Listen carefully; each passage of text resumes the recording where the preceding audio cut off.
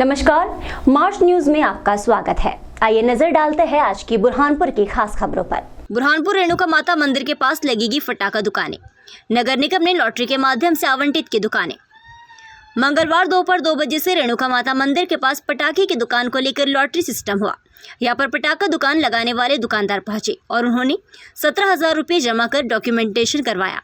इसके बाद लॉटरी के माध्यम से पटाखे की दुकान का आवंटन हुआ। नगर निगम ने इस बार रेणुका माता मंदिर के पास व्यवस्था की है। यहाँ पर 100 दुकान लग रही है। इस बार 2,000 दुकान को बढ़ाकर लिया जा रही है। पहले केवल 15,000 रुपये लिए जाते थे, जिसको लेकर यहाँ पर दुकानों का लेआउट भी डाला जा रहा है। बुरहानपुर के कलेक्टर कार्यालय पहुंचकर अखिल भारतीय अनुसूचित जाति जनजाति परिषद ने एमपीबी के अफसरों पर भेदभाव करने का लगाया आरोप। कलेक्टर से की शिकायत। मंगलवार दोपहर 1 बजे अखिल भारतीय अनुसूचित जाति जनजाति परिषद के जिला महामंत्री राजेश मेहरोलिया ने जानकारी देते हुए बताया कि पश्चिम क्षेत्र विद्युत वितरण कंपनी द्वारा भेदभाव किया जा रहा है। जिन उपभोक्ताओं का अधिक बिल बाकी है उन पर कोई कार्रवाई नहीं हो रही है। छोटे उपभोक्ताओं को निशाना बनाया जा रहा है। एमपीबी के कृष्ण कुमार जायसवाल एक ऐसे अफसर है जो कर्मचारी के साथ उपभोक्ताओं के स्थान पर पहुंच रहे हैं और उनसे अभद्र व्यवहार भी कर रहे हैं, जिसको लेकर हमने आज कलेक्टर को लिखित में शिकायत की है। यदि हमारा निराकरण नहीं होता है तो हम विद्युत मंत्री से भी शिकायत करेंगे। कर्मचारी जायसवाल जी के द्वारा मतलब जो है बुरहानपुर जिले में बहुत ज़्यादा ही हरकत वसूली के नाम पे की जा रही थी, जिसको लेके मैंने पूर्व में एक आवेदन दिया था हमारे संगठन के माध्यम से, परंतु उस पर कोई कार्रवाई न होने से आज जनसुनवाई मतलब जो है अपना आवेदन प्रस्तुत किया हूँ, जिसमें डी साहब का कहना है कि मेरा अधिकारी किसी प्रकार से कोई गलत कार्य नहीं कर रहा है।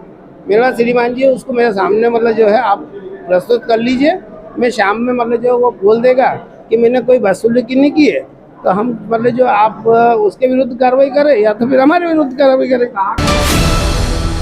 कांग्रेस पार्षद ने कलेक्टर कार्यालय पहुंचकर की नारेबाजी। कलेक्टर को ज्ञापन देकर परिषद स्थगित होने के बाद भी सदन में हुई कार्रवाई को बताया असंवैधानिक। बुरहानपुर के कलेक्टर कार्यालय पहुंचकर सोमवार को कांग्रेस पार्षद ने नगर निगम परिषद की कार्रवाई स्थगित होने के बाद भी सत्ता पक्ष भाजपा पार्षद द्वारा चलाए गए सदन और पारित किए गए प्रस्ताव को खारिज करने की मांग की।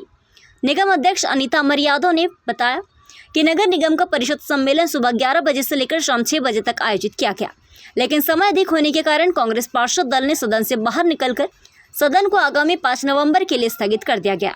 लेकिन भाजपा पार्षदों द्वारा सदन दोबारा चालू कर अपने पार्षद को आसंदी पर बैठाकर चलाया गया। बजट सहित अन्य प्रस्ताव पारित कर दिए गए, जबकि ये असंवैधानिक है, संविधान के खिलाफ है। कांग्रेस मांग करती है कि भाजपा द्वारा सदन जलाकर पारित किए गए सभी एजेंडे को खारिज किया जाए। भाजपा महापौर पार्षदों सहित आयुक्त के खिलाफ कार्रवाई की जाए।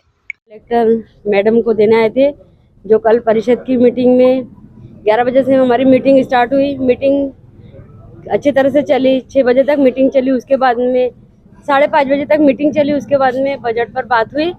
बजट पर बात होने के बाद में 10 मिनट का मैंने ब्रेक लिया था। 10 मिनट बाद मीटिंग मतलब ब्रेक लेकर गई थी। उसके बाद आकर उनकी बातें सुनी।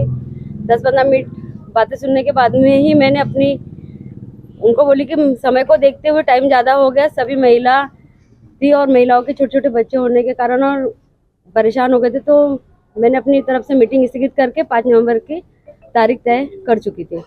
फिर क्या हुआ? फिर उसके बाद में उन्होंने किसी वरिष्ठ पार्षद को आसन पर बिठा के गैर कानूनी काम करे हैं और आसन का अपमान भी किया उन्होंने। क्या चाहते हैं आप, क्या कार्रवाई होनी चाहिए?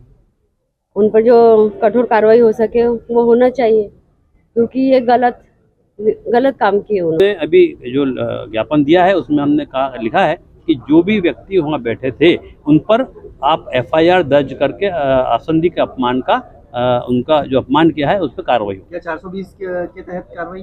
420, 319 कूट रचित रचने में जो शामिल है, चाहे महापौर हो, चाहे अधिकारी हो, चाहे जो बैठे हुए हो, ये जो कूट रचित रचना रची है और जो 420वीं बुरहानपुर की शहर की जनता के साथ साथ परिषद के साथ की है, तो उन पर कार्रवाई करने का हम नियम का हवाला दे रहे हैं। उस नियम के तहत हमने बता दिया। अफसोस इसी बात का है कि जिस व्यक्ति को कानून बताकर वहाँ पर परिषद को बताना था कि सच क्या है, इन्होंने झूठा कानून का सहारा लिया।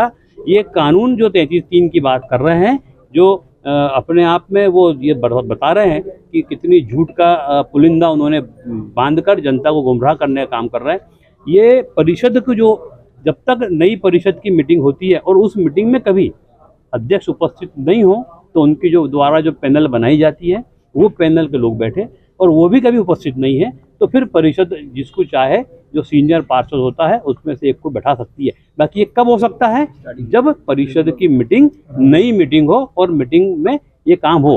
बाकी स्थगित मीटिंग के बाद तो किसी को भी अधिकार ये मतलब चाहे नगर परिषद हो, नगर पालिका हो, नगर निगम हो, विधानसभा हो, चाहे लोकसभा हो, तो ये तो अपने आप में अध्यक्ष का पूर्ण रूप से जो कल इन्होंने उस और उन अधिकारियों को भी मुझे उन पर भी शर्म आ रही है, मुझे भी अपने आप पर कि कैसे अधिकारी हैं जो कानून को संविधान को धोखे में रख रहे हैं। तानाशाही की गई पूर्ण रूप रेणुका कृषि उपज मंडी के पास लोडिंग वाहन ने बाइक को मारी टक्कर। बाइक सवार एक युवक की मौत, 2 घायल। बुरहानपुर के शिकारपुरा थाना क्षेत्र अंतर्गत रेणुका कृषि उपज मंडी के पास लोडिंग वाहन ने बाइक को टक्कर मार दी।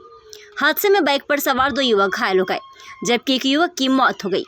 जानकारी के अनुसार दिनेश पिता करण खरगोन बुरहानपुर में धागा कंपनी में मजदूरी करता था। सोमवार शाम 7 बजे अपने 2 साथियों के साथ शिकारपुरा थाने की तरफ जा रहा था। इस दौरान लोडिंग वाहन ने टक्कर मार दी जिसकी मौत हो गई जबकि 2 घायलों को जिला अस्पताल में भर्ती कराया गया है। मंगलवार को शिकारपुरा पुलिस ने शव का पीएम करवाकर मर्ग कायम कर मामले की जांच शुरू कर दी है। बुरहानपुर में उपभोक्ता अधिकार संगठन ने त्योहार के मौके पर शहर और ग्रामीण क्षेत्रों में मिठाई की दुकानों की जांच की मांग। मंगलवार को संगठन ने जनसुनवाई में पहुंचकर कलेक्टर से दुकानों की जांच करने की मांग को लेकर ज्ञापन दिया। संगठन के प्रीतम महाजन ने कहा कि त्योहार के समय मिठाई विक्रेता अधिक मुनाफा कमाने के लिए मिठाई में मिलावट करते हैं जिससे उपभोक्ताओं के स्वास्थ्य के साथ खिलवाड़ होता है। संगठन ने अपने ज्ञापन में कहा कि मिठाई में मिलावट से उपभोक्ता और उनके परिवार के सदस्य भी खतरे में पड़ सकते हैं, इसलिए शहर और ग्रामीण क्षेत्रों में मिठाई की दुकानों की जांच जरूरी है ताकि उपभोक्ताओं के स्वास्थ्य की सुरक्षा सुनिश्चित की जा सके।